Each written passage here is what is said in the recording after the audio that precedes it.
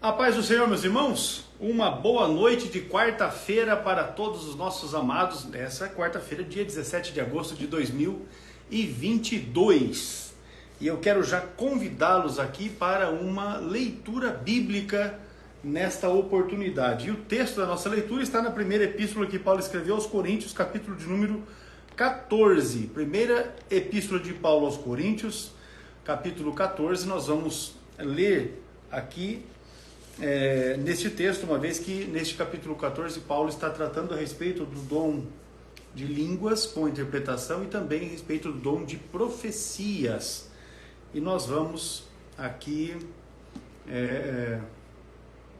tratarmos, a respeito deste dom. Eu só estou estranhando porque eu estou aqui e eu vi que o meu perfil entrou online aqui agora. Meu Deus, agora deu medo, hein? Veja lá, irmã Eliane, que eu estou vendo aqui que o meu perfil está online. Não pode estar online se eu estou fazendo a live, né? Aleluia. Pois bem, meus irmãos, vamos lá. Primeira epístola de Paulo aos Coríntios, capítulo 14. Vamos ler a partir do versículo 26. E diz assim, ó: Que fareis, pois, irmãos? Quando vos ajuntais, cada um de vós tem salmo, tem doutrina, tem revelação, tem língua, tem interpretação, faça-se tudo para a edificação.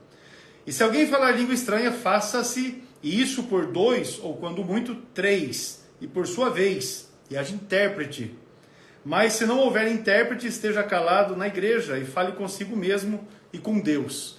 E falem 2 ou 3 profetas, e os outros julguem. Esse é o texto que nós queremos ler, até porque ele possa embasar aqui a nossa primeira, nesta que é a nossa aula de número 122. Vamos aqui trazer o pastor Ciro e vamos iniciar os nossos trabalhos nesta oportunidade. Eu não sei se a irmã Eliane está me ouvindo ali, mas se ela estiver me ouvindo, ela vai verificar essa questão. Pastor Ciro, como é que pode estar online aqui no perfil da escola e o meu perfil particular entrar online na mesma hora? A irmã Eliane já entrou aí, já disse, fui eu, né? Eu não vi. Eu estava lendo, eu não vi. Então, pronto. A irmã Eliane já fez. Ela entrou aí de novo. É eu que estava. Tá certo. Aí eu pensei, falei, ué, rapaz, como é que pode um negócio desse? É uma misteriosidade muito grande. Pois é, né? Mas tá joia, pastor. Tudo bem contigo? Isso mostra que pode falar. Isso mostra que o casal aí é um casal em que não há segredos, né? Não, tá na sintonia. Rapaz, ela tem até a senha da conta do banco. Pensa numa loucura. Não tem nada para esconder, né? Ela tem a senha do cartão. Imagina, rapaz. Se não é um negócio... A senha do celular é de menos. Se tem a senha do cartão, tá tudo dominado. É isso aí. Itapajé, Ceará, está na live. Olha aí que bênção. Deus abençoe. Mas diga lá, meu pastor, como é que está, irmã Luciana, irmã Júlia? Estamos todos bem, graças a Deus. A gente deu um pulo lá em São Paulo, né? Para que bênção. O dia dos Pais e também aniversário da minha sogra. Maravilha. Aproveitei ali também, acabei participando de um programa de rádio lá e é uma benção. Então, juntos aí, vamos aí para 122 hoje, né? 122. Pensa, rapaz, como é que é o negócio? Que benção. É uma benção. Pois bem, eu tô vendo aqui, eu acredito que a gente vai com mais 3 ou 4 dessas nossas aulas, a gente consegue encerrar essa série de perguntas teológicas gerais. Olha aí, ó, Mato Grosso do Sul, Fátima do Sul, agora mesmo eu vi que entrou ali Fortaleza, Ceará, os matogrossenses, os do Sul e os nossos irmãos do Ceará. Deus abençoe cada um de vocês por estarem conosco em mais uma das nossas aulas aqui, através do CETADB, sempre com a participação do pastor Ciro Zibordi. Aí, o pastor Ciro pregou na Canaã. Isso aí, com certeza. Graça e paz, Deus abençoe. Fortaleza. Pois bem, meu pastor, vamos iniciar a pauta de hoje, porque são várias as questões que nós temos aqui para hoje. Olha aí, Eunápolis, na Bahia, logo ali, Eunápolis. Santarém, no Pará, está um pouquinho mais para frente de Eunápolis, né? Em outra direção, inclusive. Deus abençoe vocês todos pela vossa participação. Socorro em São Paulo. Socorro é o nome da cidade, né? E uma saudação pernambucana aqui aos nossos amados irmãos. Deixa eu ver aqui o Rodrigo. Rodrigo, receba aí o nosso abraço. Abraço apertado, suspiro dobrado, amor sem fim.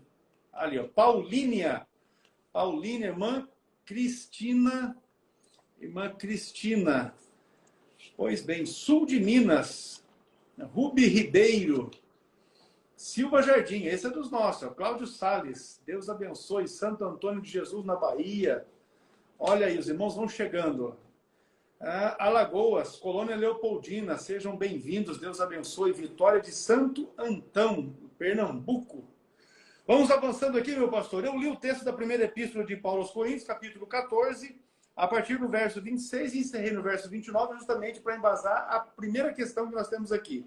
E a questão levantada pelo irmão Fabiano Medeiros é esta aqui, ó. Devemos julgar a profecia ou o profeta? Muito bem. Olha, para responder essa pergunta, nós já respondemos, aliás, essa pergunta algumas vezes, e sempre eu creio que dá para a gente acrescentar algum elemento para ajudar os irmãos a compreenderem bem essa questão. Então, essa questão, se devemos julgar o profeta ou a profecia, ou como o irmão pergunta aí, devemos julgar a profecia e o profeta, eu proponho, na verdade, 3 perguntas que vão ajudar a responder essa pergunta principal. A primeira pergunta, o que é julgar? Porque muitos irmãos, muitas irmãs, eu percebo que ainda não entenderam o que significa julgamento nesse caso. Quando o apóstolo Paulo diz, falem 2 ou 3 profetas e os outros julguem, muita gente não entende o que é julgar porque elas muitas pessoas lembram-se do que Jesus falou, não julgueis para que não sejais julgados. Então, como que Jesus disse não julgueis e Paulo disse que devemos julgar a profecia? De fato. E aí muita gente entra por esse caminho de querer dizer, não, é para julgar só a profecia, não o profeta. Então eu creio que é importante, primeiro, responder a pergunta, o que é julgar? Em segundo lugar, se podemos julgar, porque nada adianta, né, a pessoa querer julgar se ela sequer tem permissão para isso. Então nós temos que saber se podemos julgar à luz da Bíblia. E aí sim, a última pergunta, se a resposta for afirmativa para podemos julgar, aí a última pergunta que eu proponho é como julgar, né? Porque se podemos julgar, devemos saber como.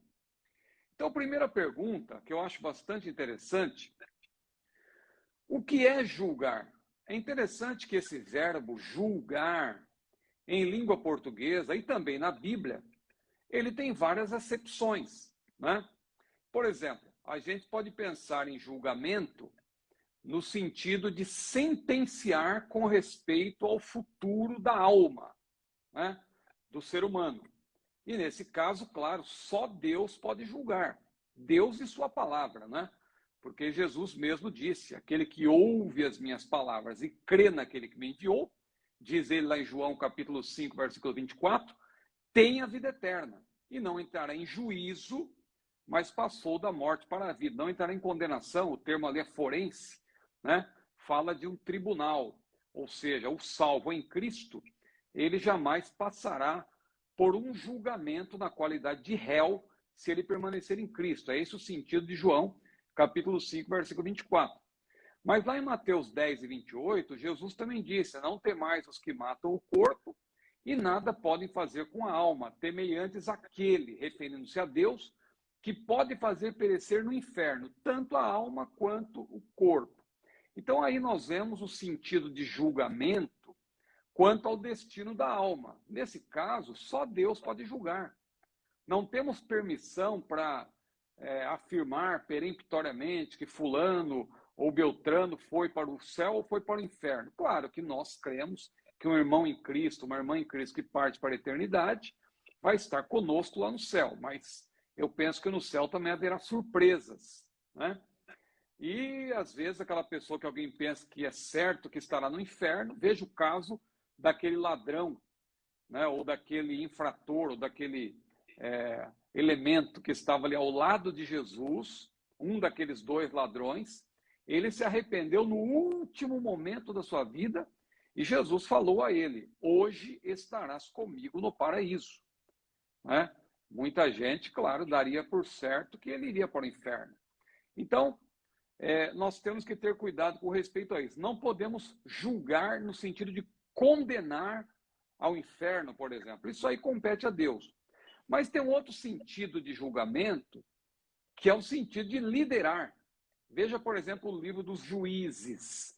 Quando a Bíblia fala dos juízes, eram aqueles que julgavam, claro, no sentido forense, mas eram, sobretudo, homens que lideravam, que governavam. Jesus, no Novo Testamento, também fala desse sentido, lá em Mateus 19, 28, quando ele apresenta aquela promessa aos 12 apóstolos de que eles se assentariam sobre 12 tronos para julgar sobre as 12 tribos de Israel. Jesus falava, claro, do reino milenial e falava do julgamento no sentido de governo. Os 12 apóstolos, o colégio apostólico, né? Os apóstolos serão líderes também, vão julgar juntamente com o Senhor. Então é nesse sentido.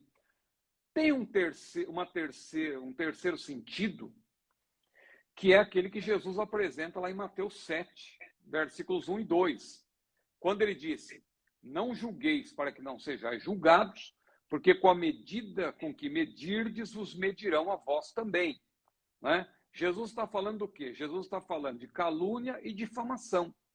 Nós não temos o direito de caluniar pessoas, nem difamar. Há uma diferença aí, né? Eu não falo no sentido jurídico, que seria muito mais amplo, mas no próprio sentido bíblico, há uma diferença entre caluniar e difamar. Caluniar é quando você inventa algo a respeito de alguém, mesmo que seja verdade. Na calúnia você inventa algo a respeito de alguém e propaga isso. Isso é um pecado terrível. Outro pecado é quando você difama.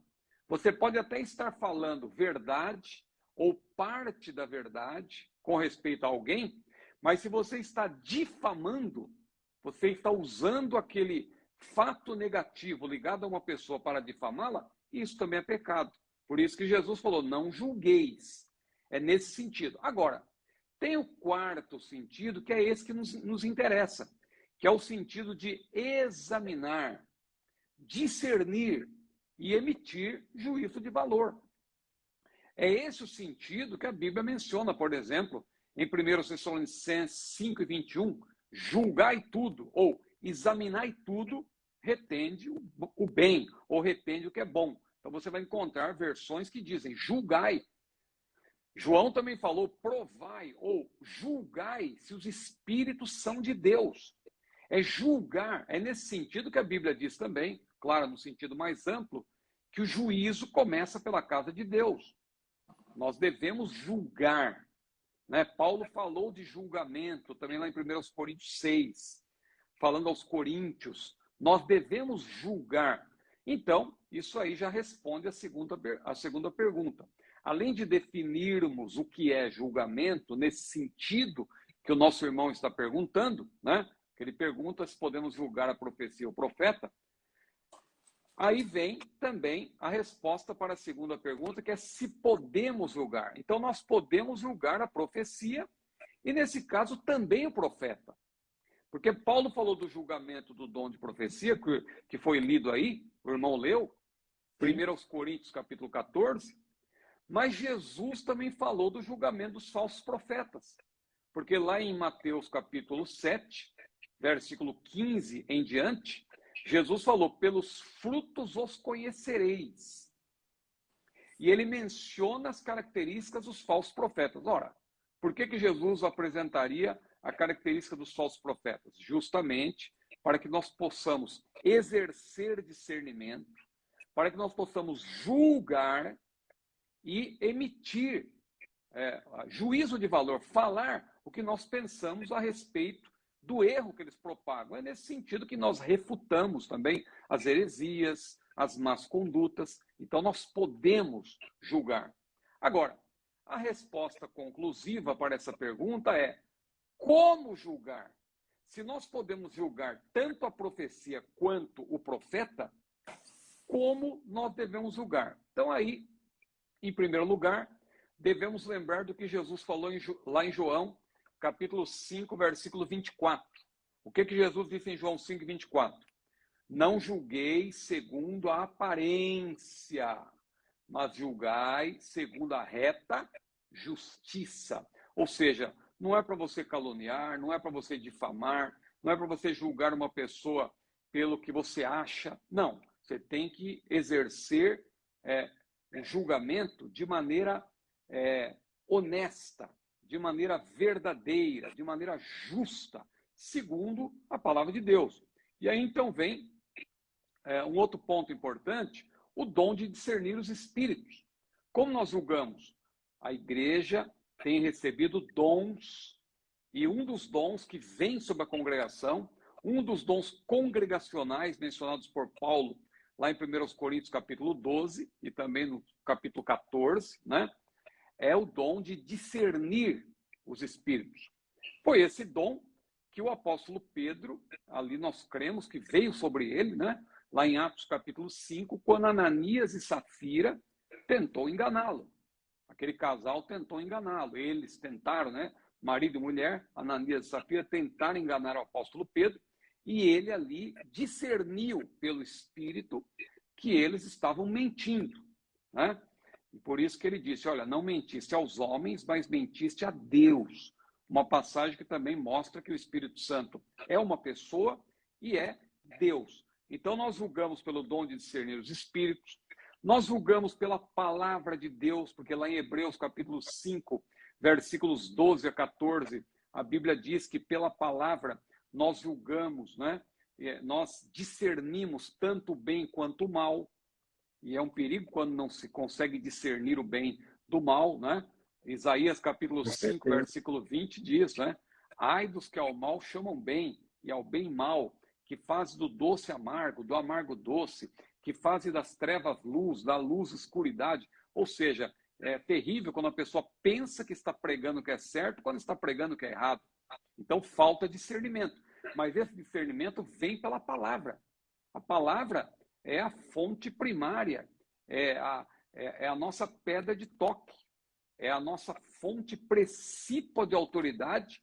E por isso Paulo, lá em 1 Coríntios, capítulo 4, versículo 6, referindo-se a ele próprio e a Apolo, ele disse, olha, que não se deve ir além do que está escrito. Ele disse, eu digo a isso quanto a mim, Apolo e tal. Ele disse que não devemos ir além do que está escrito. A palavra de Deus, tudo deve ser discernido pela palavra de Deus. A palavra de Deus está acima de tudo e de todos, porque nós não podemos separar, não é, a palavra de Deus do Deus da palavra.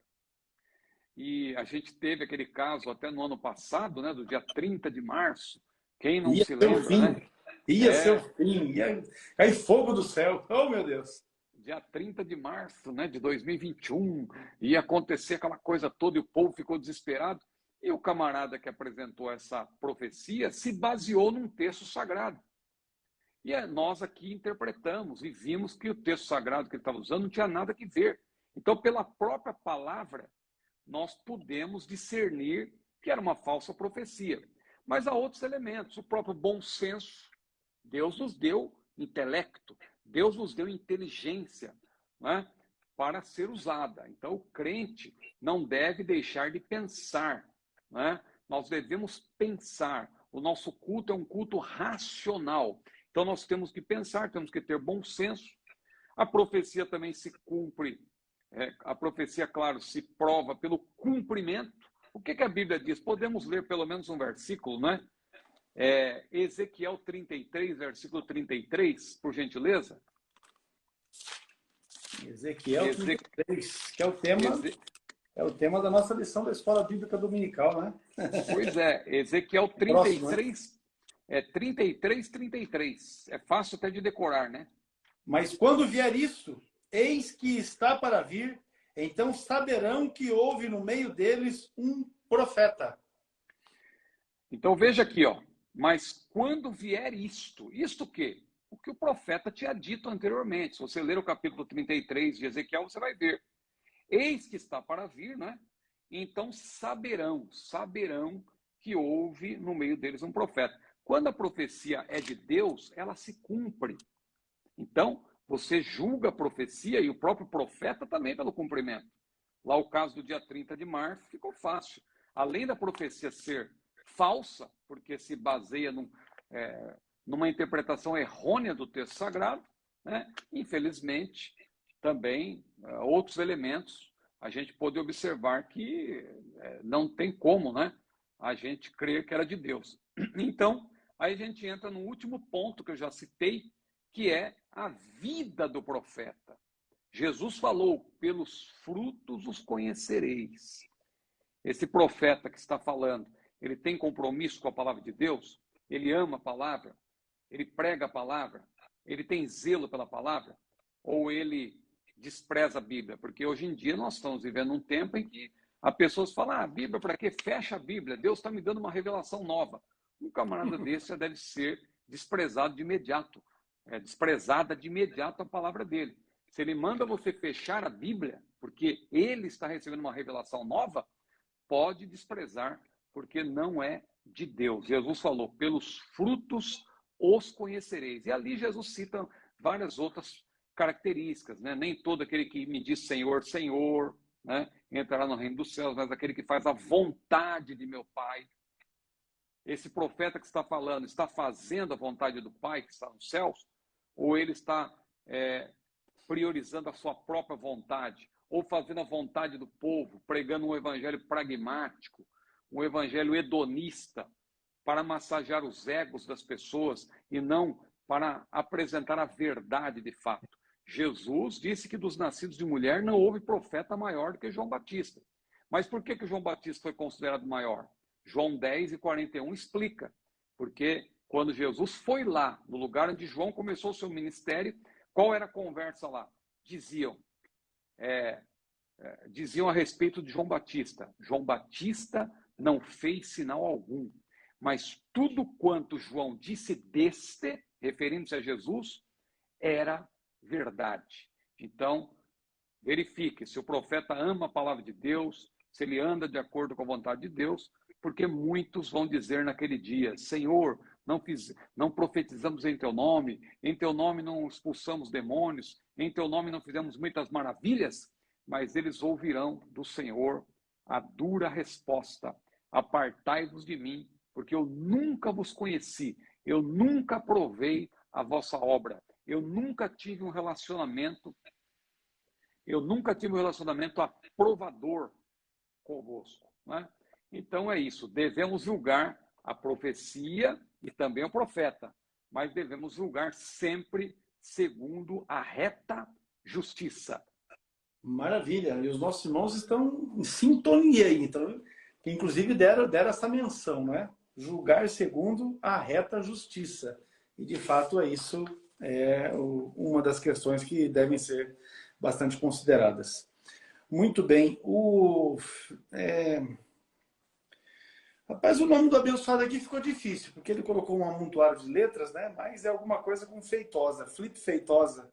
A pergunta dele é assim, ó, a exigência do sábado nos 10 mandamentos é somente para os judeus? Essa também é uma pergunta bastante recorrente, né? Os irmãos têm essa dúvida. Essa questão do sábado, não é? Se a exigência do sábado nos 10 mandamentos é somente para os judeus ou para nós compreendermos bem essa questão, nós devemos entender o seguinte: a lei mosaica, ela teve os seus destinatários originais, que não somos nós. Se nós lermos lá Êxodo capítulo 20, a Bíblia deixa claro, né? Acho que a gente poderia ler, por gentileza, pelo menos os versículos 1 e 2, Êxodo capítulo 20. versículos 1 e 2. Veja o que diz, Êxodo capítulo 20, versículos 1 e 2. Então falou Deus todas essas palavras, dizendo: Eu sou o Senhor, teu Deus, que te tirei da terra do Egito, da casa da servidão. Então, nós poderíamos perguntar para a nossa audiência, né? Quantos que estão nos ouvindo foram tirados do Egito, né? Porque aqui o texto diz, falou Deus todas essas palavras, dizendo, eu sou o Senhor teu Deus que te tirei da terra do Egito, da casa da servidão. Quem foi tirado literalmente do Egito? Aqui não é sentido espiritual, sentido literal. Então, estes são os destinatários originais, é o povo de Israel, tirado da terra do Egito, né? O povo de Israel é o destinatário original da lei mosaica. Aqui temos o resumo da lei, os 10 mandamentos, que a função deles era também levar o povo a lembrar-se de toda a lei, é bom que se diga isso, os 10 mandamentos não é a totalidade da lei, é apenas a parte que ajudava o povo a memorizar toda a lei, né? Então, quando lembrava daqueles 10 mandamentos, havia outros atrelados, né, a esses mandamentos, a esses 10 que eram os principais, mas que se desdobravam em vários outros mandamentos, né? Então, isso é importante observar. Então, nós temos os destinatários originais. Pastor E a Ciro, lei... só para contribuir, o versículo 22, ele completa essa ideia. Porque ele diz, então disse o Senhor a Moisés, assim dirás aos filhos de Israel, vós tendes visto que eu falei convosco desde os céus. Isso no mesmo capítulo 20, logo após ter entregue os mandamentos, não é? No versículo 22 fica bem claro que é um tratado de Deus com a nação de Israel. Sim, é importante. Esse versículo 22 aqui reitera, né? Ele complementa a ideia. Êxodo 20, 22 reitera que os israelitas são os destinatários originais. Agora, veja que interessante. A lei, quando nós estudamos Êxodo, Números, Levítico, quando nós estudamos também Deuteronômio, que é uma repetição das leis apresentadas, com alguns destaques, com algumas ênfases especiais, a gente percebe que a lei tinha 3 aspectos. Quais são esses 3 aspectos? O aspecto cerimonial, né? As festas que os israelitas deveriam observar, a questão do sábado, tudo isso está ligado ao aspecto cerimonial. Mas, além disso, tinha o aspecto civil, que também é chamado de aspecto judicial, né? Ali nós vemos as penas, né? O povo era apenado de acordo com seus pecados. Então, tudo aquilo, veja que havia casos em que a punição era capital. Era um ordenamento jurídico completo aqui. Sim, as pessoas, determinados pecados eram punidos com a própria morte. Então, eram penas pesadas também para quem se desviasse dos caminhos do Senhor, né, e não quisesse obedecer. E tinha também o aspecto moral. Então, veja, cerimonial, civil e moral. Para os destinatários originais. Infelizmente, há muita gente hoje em dia que quer trazer aquilo tudo para hoje. E a salvação hoje é pela graça, que a Bíblia é muito clara, que a lei foi dada a Moisés, por isso que é chamada lei mosaica, ou lei de Moisés, não que saiu da cabeça de Moisés, foi Deus que deu a lei, mas como Deus deu a Moisés para ele retransmitir ao povo, a lei é chamada textualmente na Bíblia de lei de Moisés, né? Alguém às vezes diz, não é lei de Moisés, mas está escrito, é só você ler com atenção. O termo lei de Moisés aparece, inclusive nos profetas, né? Então, lei de Moisés, porque Deus que deu a lei a Moisés. Para o povo israelita, né? Nós não somos destinatários originais. Agora, se você ler com atenção o ensinamento de Jesus nos evangelhos, especialmente em Mateus 5 a 7, nós tivemos um trimestre todo sobre isso, de escola dominical, sobre o Sermão do Monte, que deu para estudar bem isso. Aqui eu vou fazer apenas um resumo. Mas se você ler Mateus 5 a 7, você vê que Jesus dentro, aí já no âmbito do reino de Deus, ou seja, algo que é para nós hoje, Jesus menciona a lei mosaica, não no seu aspecto cerimonial, nem no aspecto judicial.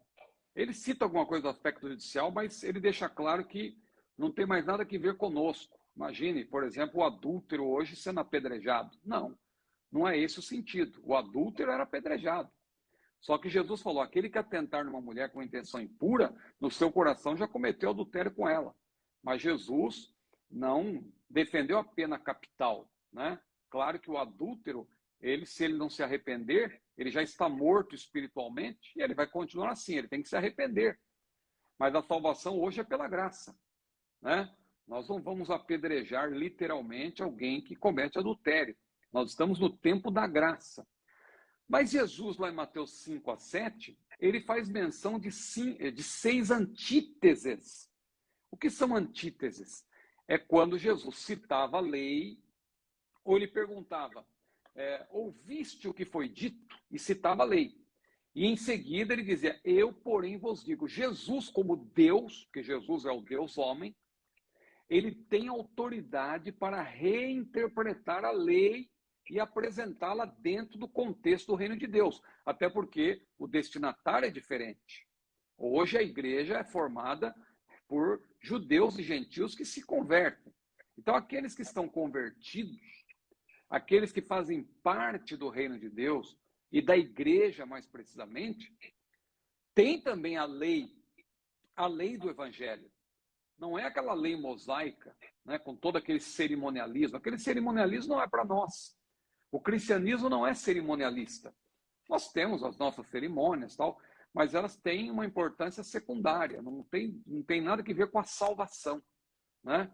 Ninguém está participando de cerimônias quanto à salvação e tal. Se bem que a salvação no Antigo Testamento também era pela graça, mas era necessário obedecer aqueles mandamentos, né? Deus exigiu isso do povo de Israel, até para a proteção do próprio povo, para que houvesse ordem. Hoje, na dispensação da graça, Jesus apresenta 6 antíteses. 6 antíteses. Ele diz, ouviste o que foi dito? Não matarás? Eu, porém, vos digo, e tal, aquele que disser uma palavra contra o seu irmão. Veja como Jesus, ele amplia. Ele não cancela aquele mandamento que diz respeito ao assassinato, né? Não matarás, no sentido de homicídio. E Jesus acrescenta o fato de que nós podemos também matar pessoas espiritualmente falando. E João depois amplia isso também, né? Falando do homicídio no plano espiritual. Jesus fala do adultério no aspecto mental também. Aquele que atentar numa mulher, no seu coração já cometeu adultério com ela. Jesus fala de outras coisas também. Dente por dente, olho por olho, ouviste o que foi dito, né? Eu, porém, vos digo, não resistais ao homem mau e tal. Se ele pedir a sua túnica, dê também a capa, ou vice-versa, né? Se pedir a capa, dê também a túnica. Ao contrário, né? Então, veja, o que acontece é que nós temos a lei do evangelho, mas o que eu quero enfatizar com isso? A parte cerimonial, no caso do sábado, não tem nada a ver conosco, né? Não tem nada a ver conosco. Então, o cristianismo não é cerimonialista. Ah, irmão Ciro, mas e o domingo? E o domingo? Para nós, o domingo não tem o mesmo valor que o sábado tinha para os israelitas. Quem diz isso está forçando a Bíblia a dizer o que ela não diz. Claro que o domingo é importante. O domingo, para nós, é considerado o dia do Senhor, é o dia que nós temos a escola dominical, é o dia principal para a reunião, porque é um dia em que a maioria das pessoas não trabalham. Então, é um momento em que nós podemos nos reunir na casa do Senhor, domingo. Mas não quer dizer que nós temos um mandamento, como os israelitas tinham, no caso do sábado. Alguém que não tem uma visão como a nossa, porque a nossa visão ela é dispensacionalista. O dispensacionalismo é uma forma hermenêutica de interpretar a Bíblia, que vê a presente era, né, da igreja como uma dispensação pela qual não temos nada que ver com a lei mosaica. Agora, os irmãos que não são dispensacionalistas, eles querem, na verdade, transportar tudo aquilo que foi transmitido aos israelitas para os dias de hoje, num plano espiritual, e querem fazer substituições. Então, hoje não é o sábado, é o domingo substitui o sábado. Não é bem assim, porque o sábado para os israelitas tinha um peso. Para nós não tem o mesmo peso. É importante, é o dia do Senhor, como nós chamamos, né? Mas não é o dia em que nós devemos guardar. Nós não guardamos. Paulo até falou aos Gálatas que nós não guardamos dias, meses, porque Festas, né? festas, exatamente. O cristianismo não é cerimonialista. Nós temos as nossas festas, nós temos as nossas festividades, mas elas não têm o mesmo peso, né, como tinha para os israelitas. É isso que nós devemos observar. Então, nós não precisamos guardar o sábado. Tem aí um grupo de pessoas que guardam o sábado e que até atrelam a salvação, né? Os sabatistas e tal. Mas nós não prezamos isso, porque o próprio Senhor Jesus disse que o sábado foi feito por causa do homem, e não o homem por causa do sábado. Ora, se o sábado foi feito por causa do homem, e não o homem por causa do sábado, logo o homem, o ser humano, tem domínio sobre o sábado, né? O Senhor não fez o sábado para que ele nos domine. É esse o sentido.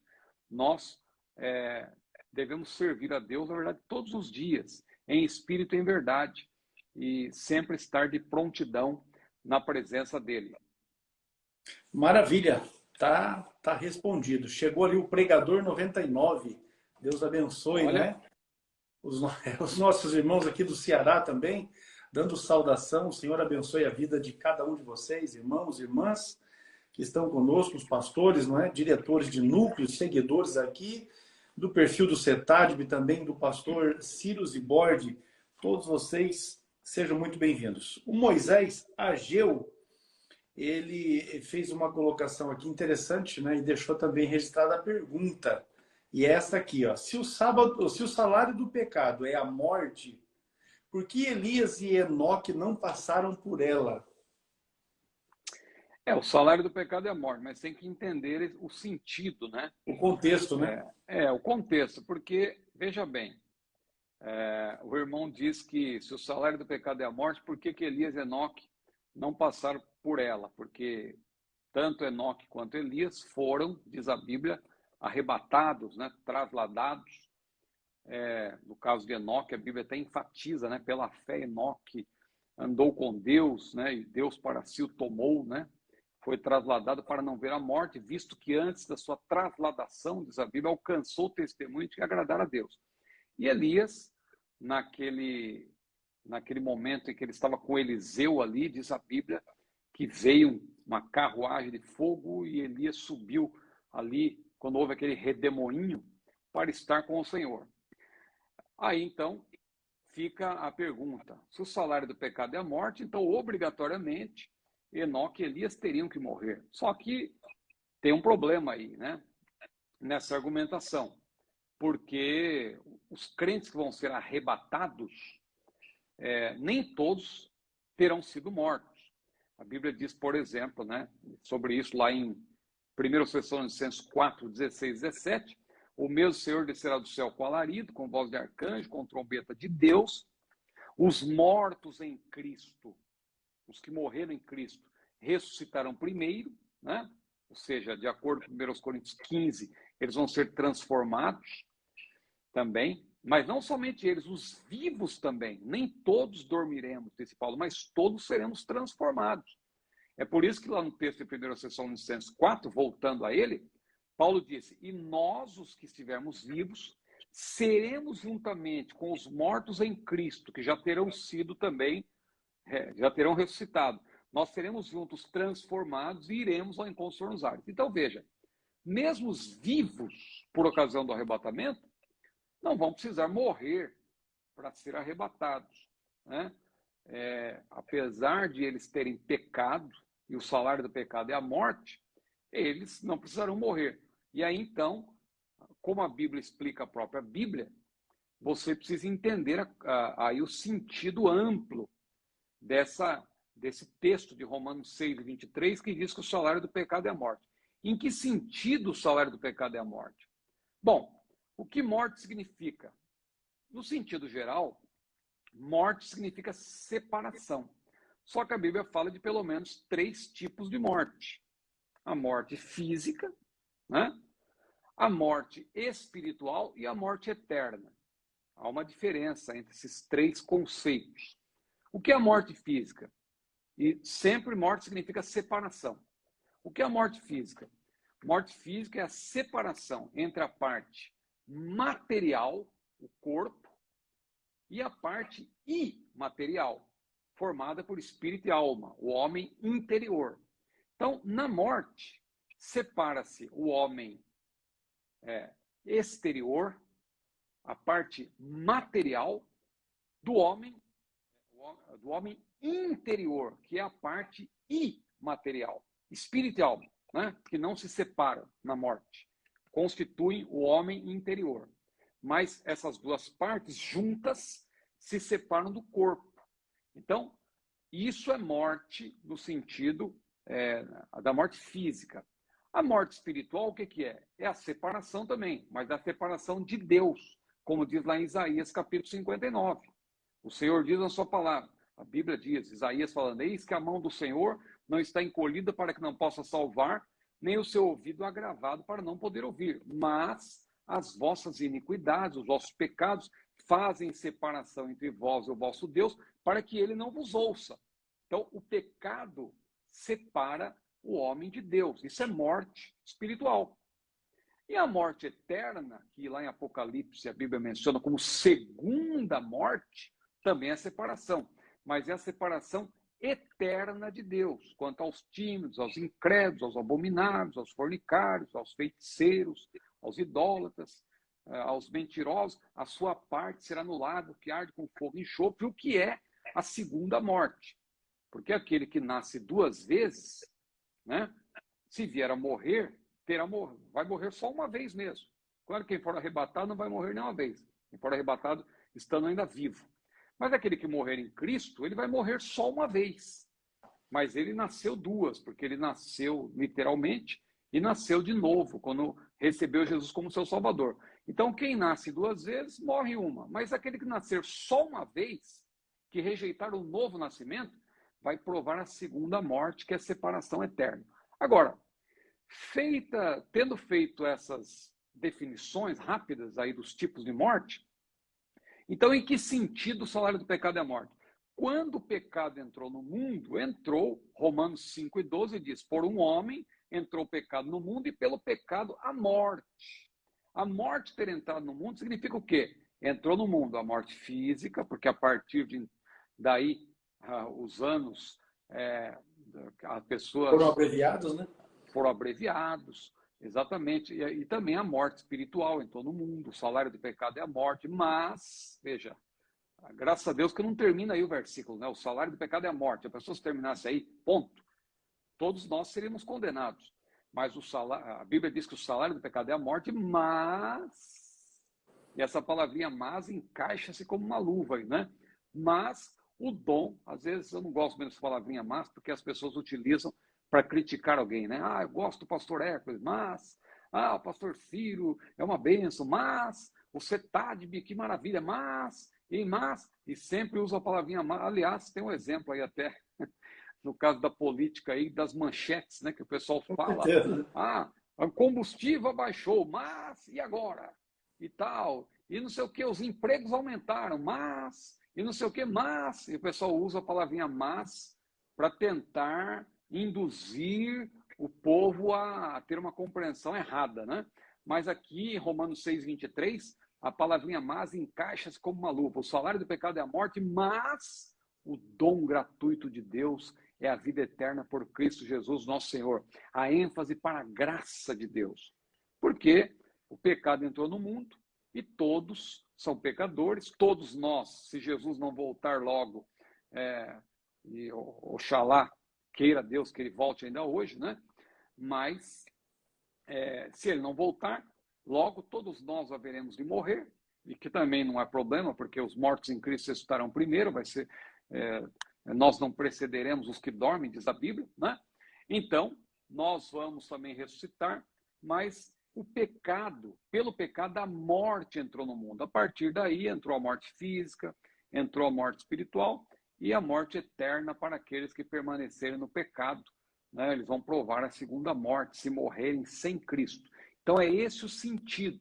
Não é que obrigatoriamente a pessoa precise morrer fisicamente. A morte física é um tipo de morte, mas a morte entrou no mundo em todos os seus aspectos, através do pecado. Mas lembre-se, se o salário do pecado é a morte, o dom gratuito de Deus é a vida eterna por Cristo Jesus, o nosso Senhor. Muito bem, maravilha. O irmão Macionílio está aí na live. Eu apoio esse aí. Mas vamos seguindo aqui. O Moisés fez uma outra pergunta. A gente está do lado do que é direito, né? E não, Mas com certeza. E não da corrupção. Se voltando sempre para o lado da direita. É isso aí. Porque a Bíblia sempre aponta que o ideal é se voltar para a direita, né? Nunca para a esquerda. Vamos lá.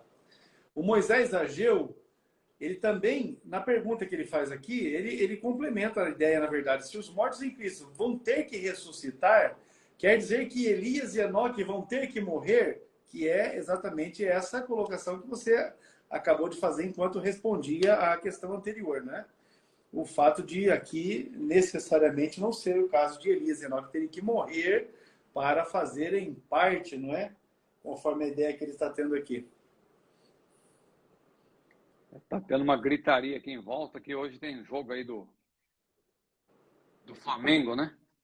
Ah, tem jogo do Flamengo hoje? Eu estou por fora disso aí, rapaz. Não, mas... Eu estou por fora porque o meu nem se nomeia mais, então deixa quieto. Vamos dar uma dessa próxima. Eu não tenho como estar por fora, porque eu moro no Rio de Janeiro, né? Então, e aí não tem jeito. E aqui o pessoal, se jogar jogo de várzea, eles comemoram como se fosse final de Copa do Mundo. E hoje parece que o jogo vai ter alguma importância, né? Então, faça ideia do barulho. Aí a vizinhança faz a gritaria.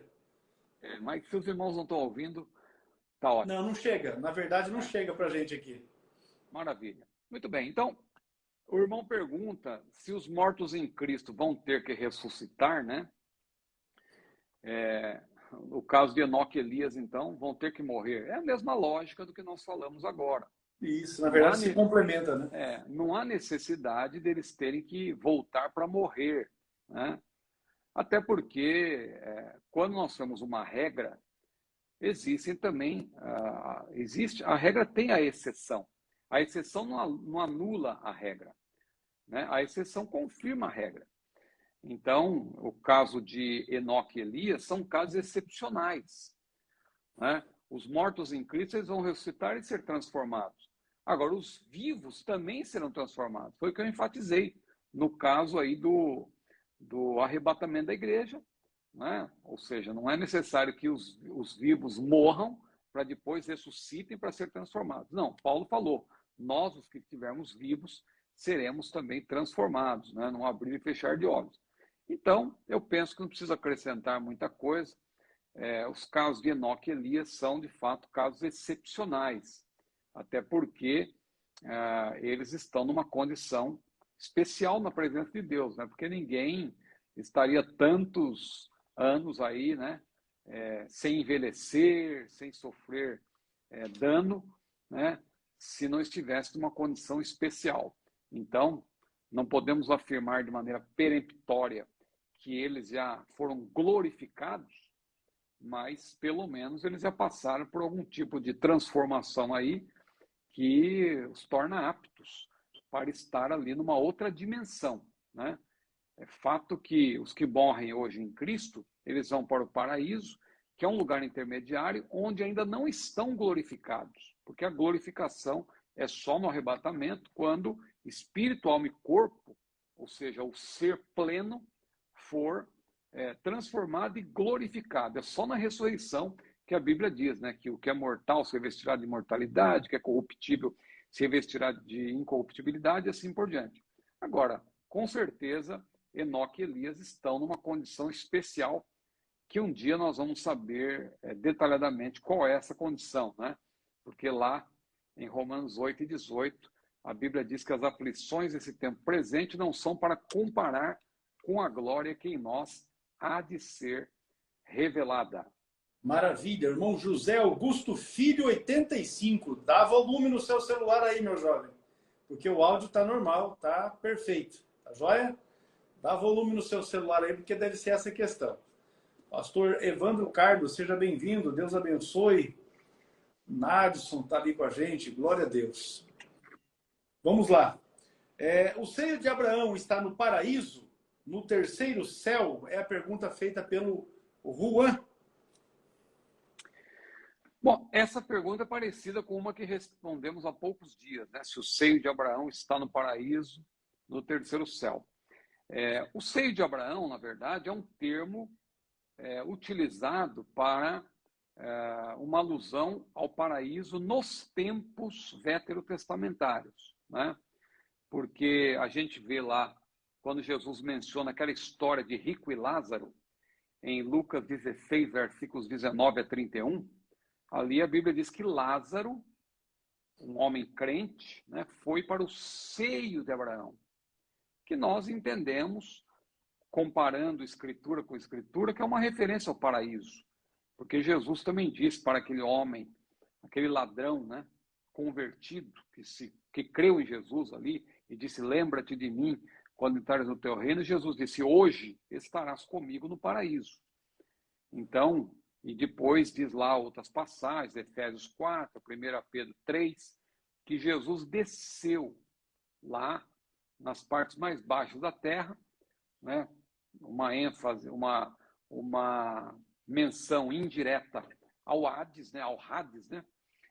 E também ao Tártaro ali, né? A gente, claro que essa passagem precisa ser examinada com cuidado, mas Jesus certamente, nós entendemos que ele foi ao Hades, porque Jesus, lá em Lucas 16, ele menciona o Hades como um lugar só, no qual havia um abismo separador, estando os injustos na parte onde eles estavam ali sofrendo, uma parte de tormentos, os injustos, né? E os justos, como no caso de Lázaro, estavam num lugar de conforto, de consolo, sendo consolado ali, né, Lázaro.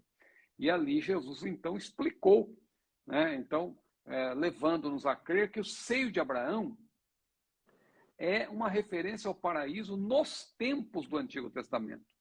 Mas lá em 2 aos Coríntios 12, Paulo diz, referindo-se a si mesmo de maneira indireta, que ele foi ao terceiro céu, no paraíso, onde ouviu palavras inefáveis que aos homens não é lícito falar. Então, ele deixa claro que o paraíso está no terceiro céu.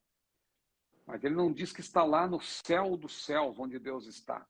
Porque a Bíblia menciona, se tem um terceiro céu, porque tem um segundo e tem um primeiro, né?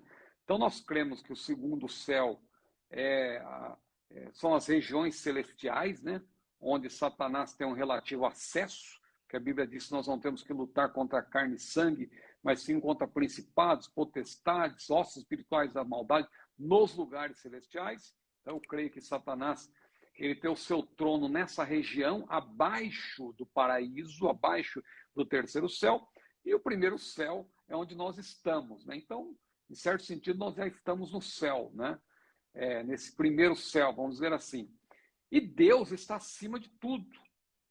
Porque lá em Apocalipse 6, as almas daqueles que vão morrer por ocasião do período tribulacional e vão morrer salvos, a Bíblia diz que as almas vão estar debaixo do altar de Deus, abaixo.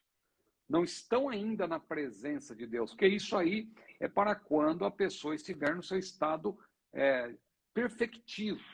Após a ressurreição haverá glorificação. Quem morre hoje ainda não está glorificado, porque não está na condição plena. Está na condição espírito mais alma, né? A parte imaterial está debaixo do altar de Deus, está no paraíso, no caso do salvo, mas o corpo está na terra, está na sepultura, né? Grosso modo. Então, o seio de Abraão está no paraíso. Nós cremos que Deus transportou, Jesus transportou os salvos dos tempos do Antigo Testamento, que estavam naquele compartimento, vamos dizer assim, do Hades, ele transportou para o terceiro céu, né? Já que Paulo menciona o paraíso no terceiro céu. Então, eu creio que o que nós poderíamos dizer, as horas já me mandam parar, o que nós podemos dizer sobre essa questão seria isso. Tá certo, meu pastor. Essa questão aí, eu acho que fica mais clara para que os irmãos possam entender o assunto. Deixa eu só esclarecer algo aqui aos irmãos. A dinâmica, não é? A dinâmica, porque eu verifiquei que tem irmãos que chegaram pela primeira vez aqui. A dinâmica dessas nossas aulas, que acontece toda quarta-feira, a partir das 22 horas, ela acontece assim. Nós temos uma lista, uma série de perguntas. Aqui estão as perguntas de hoje, nem a metade delas aqui foram respondidas, tá certo? Só para que os irmãos tenham ideia, esta pergunta que o Juan fez a respeito do seio de Abraão estar no paraíso, no terceiro céu, é uma pergunta que foi feita dia 15 de setembro do ano passado. Todas as perguntas que os irmãos fizeram hoje aqui, elas estão sendo registradas e elas vão ser registradas por ordem de data e também dentro da temática que é abordada. Então, quando as questões... nós estamos agora na série de perguntas teológicas gerais, que é no nosso temário, é o quinto item do nosso temário. Encerrando a série, nós vamos retornar para as perguntas bíblicas, que é no nosso temário o item número 1. E assim nós vamos fazendo o rodízio dos temários e também as perguntas vão chegar ao tempo de que são respondidas. Essas que estão sendo respondidas agora, a gente passa a informação. Quando os irmãos estão na live aqui, já se comunicam, já fica tudo certo. Quando não estão, eu mando no dia seguinte para o aluno que fez, né, para o irmão ou irmã que fez a pergunta, a informação de que a pergunta que ele havia feito foi respondida e passo para que ele possa estar assistindo. Então, esse é o trabalho que nós fazemos nestas aulas. Então, você que fez uma pergunta hoje aqui, pode ficar certo que a pergunta que você fez está devidamente registrada para que oportunamente ela também possa ser respondida, tirando a sua dúvida e de outros irmãos, irmãs, alunos, pastores, líderes, enfim, que também têm e trazem essa mesma dúvida que você. Quero informar que os irmãos estão convidados para acessarem o site do CETADB, cetadb.com.br, e estar se inscrevendo para ser aluno do Centro Educacional Teológico das Assembleias de Deus do Brasil, CETADB, para estar estudando o curso de teologia através de módulos como este que eu tenho aqui. Curso de teologia básico, 17 módulos, o médio são 10 e o avançado são 12. Perfazendo a grade do nosso curso de bacharel livre, 39 livros, 39 módulos com as videoaulas, respectivamente. Curso para formação de capelães, curso de perguntas escatológicas. Os irmãos acompanham amanhã no nosso perfil, cetadb.com.br. Nós vamos estar fazendo uma publicação a respeito deste material aqui. Curso de perguntas escatológicas é material escrito pelo pastor Ciro Sanches Zibordi. Por meio de 101 perguntas, o pastor passa todo um panorama a respeito da doutrina que é a escatologia bíblica. E os irmãos terão a oportunidade de estarem se aprofundando, não é, neste tema. Também, curso para a formação de jovens pentecostais. Esse também é um material que o pastor Ciro escreveu para o curso do CETADB, onde, através de 10 lições, nós passamos aqui para os nossos jovens, para a nossa juventude, temas que são importantes, que são relevantes para a vida pessoal de cada um, para a vida ministerial, porque nós também tratamos a questão da chamada ministerial, mas questões relevantes para o dia a dia dos jovens, questão de sexualidade, homossexualidade, homoafetividade, temas que nós precisamos trabalhar nesses dias, porque são temas que devem ser evidenciados. Curso para a formação de obreiros, agora já com a edição nova, a capa também reestilizada, o conteúdo também numa nova formatação. É o curso para capacitação de auxiliares, cooperadores, diáconos, presbíteros, auxiliares, de modo geral, na igreja, com todo um trabalho que nós fazemos no conteúdo, um manual de qualificação e orientação para os obreiros. E o curso que nós lançamos recentemente é esse aqui, o curso para a formação de educadores cristãos. Esse é o material escrito pelo pastor Márcio Clauber, que também gravou as videoaulas. Lembrando que o curso esse aqui, para a formação de obreiros, o pastor João Antônio de Souza Filho foi quem escreveu o livro e também gravou as aulas. E o curso de educadores cristãos é material direcionado para a formação de professores, inclusive para a escola bíblica dominical. Pastor Ciro, alguma coisa que o irmão queira acrescentar? O irmão está com a oportunidade, está com a palavra para estar aí se expressando. Eu não sei se o pastor Moisés Cecílio está aí na live, mas ele deve estar feliz hoje, né? Não sei, não. Mas é capaz mas que tá ele bom. esteja. É, capaz que ele esteja. É. Pois é. Ele mandou uma mensagem para mim ontem, para saber quando é que eu vou lá. Mas, na verdade, eu vou lá por esses dias. É aniversário do pastor Moisés, né? Final do mês agora. E nós vamos estar juntos, então. com certeza. Eu estou falando isso aí mesmo. É. Nós vamos estar juntos. Vamos estar juntos bom, lá muito em bem. Silva Jardim, com certeza. Então, uma alegria, pastor Eco, participar mais uma vez. Deus abençoe nossos irmãos e irmãs que têm aí chegado. E o pessoal que tentou entrar em questão de política, a gente não está tratando disso, né? Mas essa conversinha aí, nem direita nem esquerda, olha, isentão está com o lado do mal, né? É melhor se posicionar, né? Negócio de ser isentão aí, nem esquerda nem direita. Tem que se posicionar. E nós nossa posição é do lado de quem defende a família, né? De quem é contra o aborto. É isso aí. Essas coisas aí. Perfeito ninguém é. Agora, quem quiser apoiar a corrupção, a volta daqueles que perseguem a igreja, daqueles que são contrários à nossa fé, contrários à palavra de Deus, né, eu penso que o crente que se preza, que conhece a palavra, não vai se deixar levar por esse engodo, né? Com certeza. A gente tem dado aqui alguns parâmetros, né? Não vamos ficar falando de política, não é nosso caso aqui, nosso objeto aqui é outro, né? É outra questão. Mas é importante registrar que em 2017 o voto foi 17, em 2022 o voto é 22 e segue avante. Vamos avançando. E eu tô com o meu título está no bolso, né? Entendi. Tá certo. Para um bom entendedor, um risco e um pingo quer dizer Francisco. Fica a dica, né? Fica a dica.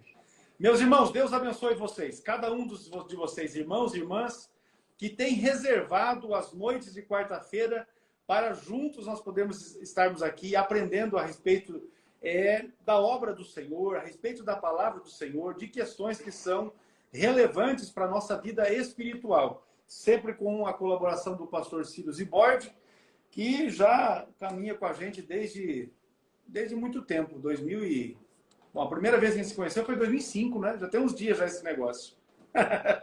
Foi lá em Cacoal, né? Tá joia. Mas olha, vamos lá. Deus abençoe os irmãos. Quarta-feira próxima tem mais a nossa aula de número 123.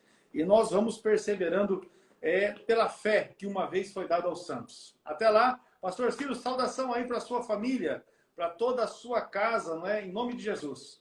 Amém, igualmente. Deus abençoe.